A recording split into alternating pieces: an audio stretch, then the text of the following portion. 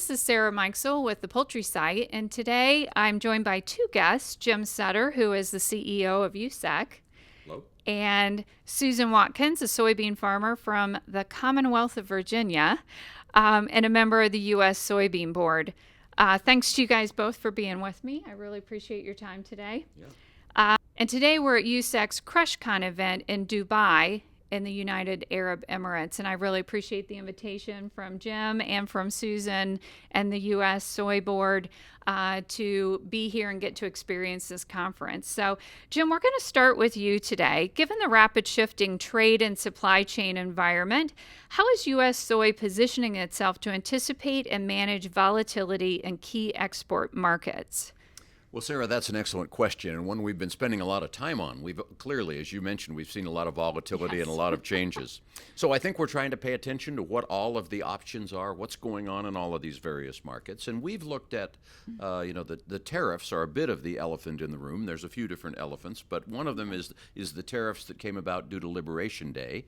And we have tried to work with the countries that are now being challenged to bring their balance of trade with the United States into a better balance and not have such a surplus. One of the great things that they can import from the United States is U.S. soy.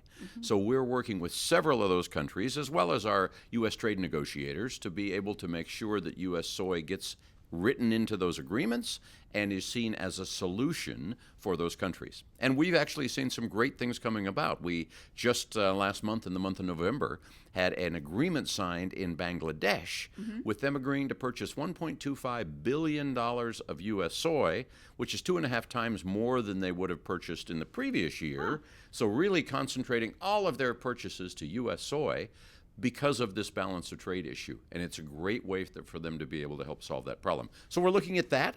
We're also continuing to look at diversification opportunities around the world with different markets and also different products. As people probably have heard, the U.S. soy industry has ramped up its crush in the United States. Right. That means that there will be more meal available, so we're making sure that we're doing work in destinations where meal will be exported. So we're very optimistic about the opportunities to continue to promote our high-quality, sustainable U.S. soy in various markets around the world. Fantastic. And my next question really leads into what you were just talking about. What specific strategies is U.S. soy employing today to diversify its market exposure and reduce dependence on any single region or customer in light of market uncertainty and volatility? Because it's not, that's got to be a huge key, is diversifying your markets, right? Absolutely, Sarah. And that is, we've seen lots of things happen that were sort of unexpected. Right. The China trade situation, that we essentially lost the China market for numerous months. Various countries put various new rules in place that might close the door on imports. So we do want a diverse set of markets where we're able to make sure that we have lots of choices where the soy produced by our farmers and exported by our exporters can go. So some of the strategies, we're really trying to make sure that the buyers of soy around the world understand what's different about U.S. soy. And it truly is different. U.S. soy dries naturally in the field every fall.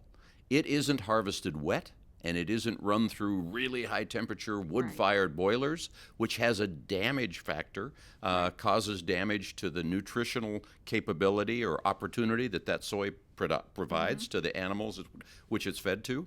So we try to make sure that people are understanding that. Crude protein is something that's been used for years, and I use it myself as an easy reference to kind of look at the difference between soy from various origins. But crude protein's 100 years old, and it's actually only measuring nitrogen and then multiplying it times a factor. We need to have better tools, and there are better tools. So USSEC is working together with the United Soybean Board and others to be able to figure out how best to be able to demonstrate to people how do you really get the maximum value. Soybean meal is an expensive product. It's not a cheap commodity. Right. We want to help make sure people get the maximum value out of that product. So that's something we're doing. Another key effort for us is in the area of sustainability, because we see the millennials and the Gen Z consumers that are becoming much more important around the world. They care about this. Some older people may say, I don't really sustainability, not my deal. Right. But these younger consumers are very focused on it. So we're able to demonstrate the sustainability of U.S. soy. We have the U.S. Soy Sustainability Assurance Protocol, or SSAP, which is a way that buyers can get a verification certificate about the sustainability of the soy that they're using.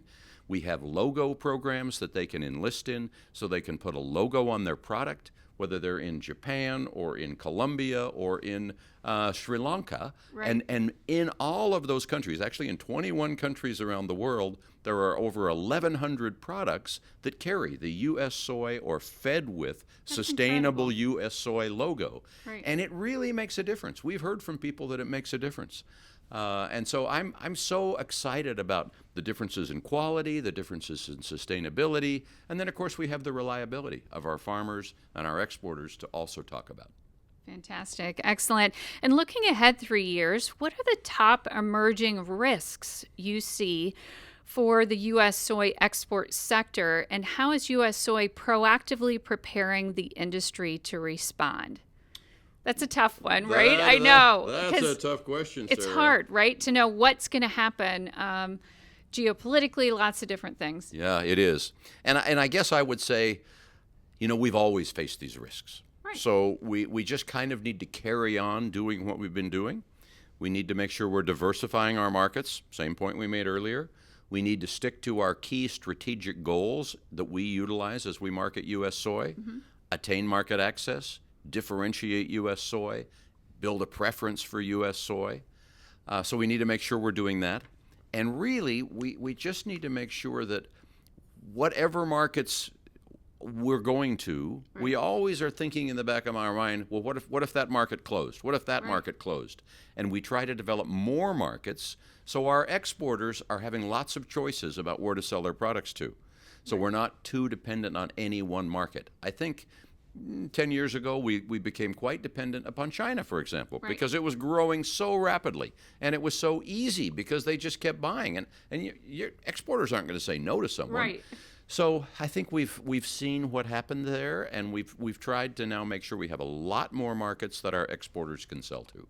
So I would say and I know that's kind of the same answer I gave to the previous question, but really that's what we're preparing for. And of course, the biggest risk I see is kind of a global economic problem. Right. Because the soy enjoys continued demand growth every year, and that's based upon global demand growing because of improved economies. People want to consume more protein and more cooking oil.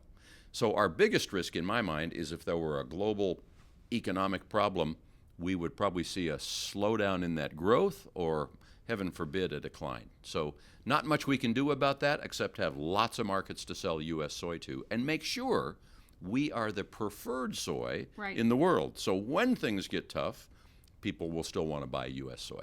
Because of the quality, right? Because of the quality, this natural dry down, the great work that our U.S. soy farmers do, the quality and the sustainability, those two things. Very good. Well, thanks so much, Jem. I really appreciate it. I've learned a lot this morning, especially about the quality that soy offers. And Susan, as a producer, you're the one who's creating this, is growing this sustainable soy. We're going to switch over to you. From your perspective as a U.S. soy producer, what are the key differentiators that make U.S. soy stand out for international customers? I think to follow up on what Jim was saying, it's a natural drying process. We produce one crop a year, and we let it dry naturally. But in the meantime, we're also practicing a lot of conservation and sustainable practices on our farm, and that does set us apart from others. So we tell our buyers we are family farms, and we take pride in what we do, and we're generational, and we want to keep it that way. We want to keep it in the families as long as we can. So we do have a story to tell, and we sell ourselves to sell our product. And when people see it, they do see the value and they do see the difference. Very good. And you mentioned when you were talking, or one of our speakers did, or maybe it was you, that there's a misconception globally that U.S. farms are not farmer owned, that producers or larger organizations or maybe own a lot of farms. And that's just not the case. No, it's not. I believe it's in the 90% range of family farms in the United States. Now, we may sell to big corporations, maybe your Bunge's, your ADM's, your Cargill's, Purdue's, but as far as our family farms, that's our investment. That's our equipment. That's the farms that we're on, and we rent farmland as well. Right. And so we keep it in the communities, and that's something that we impact as well. As soybean farmers, it's just not us. What we do, our livelihood, also affects our neighbors and our communities. Yeah. And your farm specifically goes back a long way. Yeah, it's been in the Watkins family. My son is now the 8th generation, and it ended up being a land grant from the King of England back in the 1700s. So very proud of that. My son is proud to take it on, and I'm looking forward to the next generation and his children as well. Very good. That's incredible. What an incredible story. So next question here is, with global competition increasing and customers facing variable supply and demand, how does choosing U.S. soybeans help customers manage risk or uncertainty in their sourcing decisions? I think it's the value of it, the value of our U.S. soy. It's a quality product. And I think with our logistics, the way we raise our crop, we have, consistency, reliability to give them value every time they make that purchase. And when you buy a value-added crop like this, it's going to add value to your livestock or any type of production that you have, whether it be animal feed, human consumption. That value will go a long way. Very good. And we're here in Dubai, and you were here last night and got the chance to meet some of the customers, right, that are from let's see if I can say the acronym right, the Middle East, North Africa, and where else? South Asia. And South Asia. And you got a chance to kind of meet some of the customers here. I'll bet that was as exciting. And I know you've taken trade missions and things like that before, but it's always nice to talk to people and see what they're looking for, right? Well, this morning I had somebody come up from Pakistan. Now and they're buying U.S. soy, and they had to wait for their markets, the government, so to speak, to open up so that they could get GMO produced beans, and they are tickled to death. And they actually approached me, and yes, it was a thank you on both sides. Yeah. Thank you for the business, and they're thanking us for the product. Very good. So it works both ways. That's awesome. That's awesome. So last question here. Looking ahead 3 to 5 years, what emerging value propositions do you see for U.S. soybean customers? I think we're going to stick to our conservation practices and get out that sustainable product. And I think we're going to bring in more technology throughout, just because I'm old school. I may not adapt to it, but my son will. And I think we're going to need that into the future to be competitive. And you've been doing those kind of things for years. You mentioned that being in Virginia, you are in kind of a delicate area there from a water conservation standpoint and things like, not conservation, but where you're located, you have to be careful with water, right? Yes, and that's where our no-till, our cover crops come in to play, because we want to keep that water retention. In the fields, we want it soaking up like a sponge. We don't want any runoff that's going to be detrimental to our cropland or to our neighbors, or the end product that's going to be going to the Atlantic Ocean. So we don't want anything to jeopardize our water system and the environment. It was interesting hearing the farmers that were here, because you have very different issues than another producer that was here from Michigan, where they have maybe too much water in the field sometimes, right? I mean, every region of the United States that's growing soybeans may have different issues, right? And it needs their own sustainable practices to make it work. Yeah, and every year it changes. Yeah. This year we had to do some replant because we had good planting conditions. And once we put it in the ground, it turned off cold and wet. We did not have a good stand, so we had to go back in and replant. But there's always struggles every day. When you're dealing with weather and Mother Nature, we have a silent partner, and sometimes she doesn't play nice. Very good. Well, thank you so much. And thanks, Jim, to talk. It's always a pleasure to visit with you as well. This is Sarah Mikesell with the Poultry Site.